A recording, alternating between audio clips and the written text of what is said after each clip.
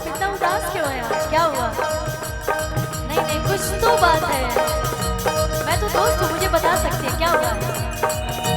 इतनी उदास क्यों हो यार? भूख लगा है? अच्छा अच्छा अच्छा, आपने ब्लैक पहना इसलिए मैं आपको लेके आई हूँ। तो मोर पकड़िया सड़िया खिल नए जा।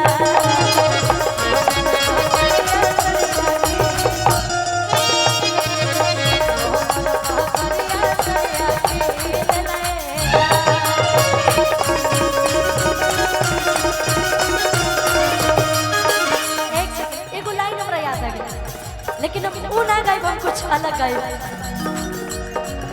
ए राजा राजा राजा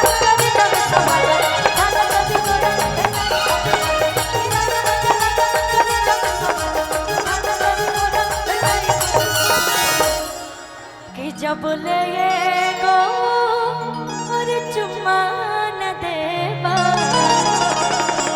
कि पीछा छोड़ब ना।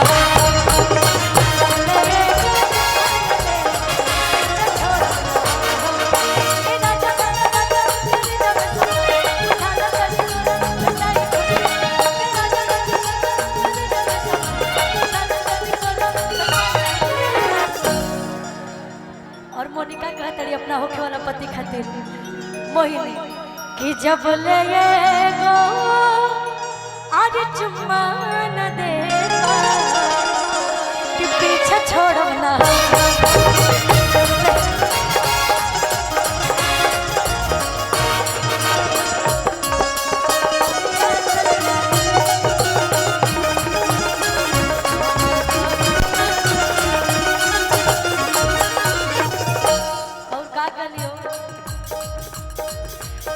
काहे हमारा के ऐसे तू देखे लू जा कनखी से। ए मोनिका अगोरे गाली पले में तो चुमा सनम कनखी से।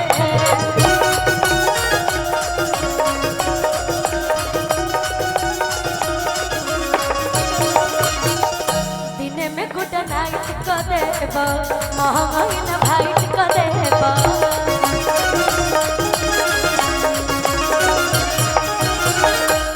और मोनिका चाहे खुशी हो गई, चाहे जितना भी, आप लोग इतना अच्छा अदाकारा है, इतना अच्छा परफॉर्म करते हैं कि चलला पा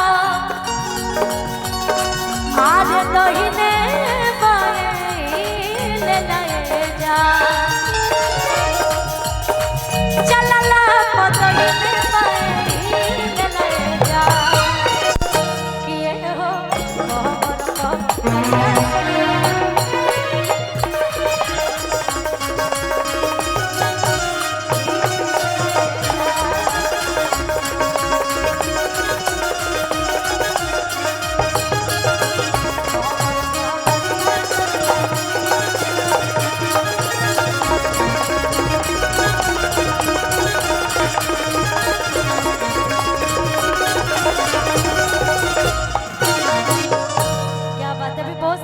के राजा भी अभी दुआरी बारात लगे जाता है, ओकरे बाद से हम सुनाए। सब लोग की फरमाइश से आ रही है कब है?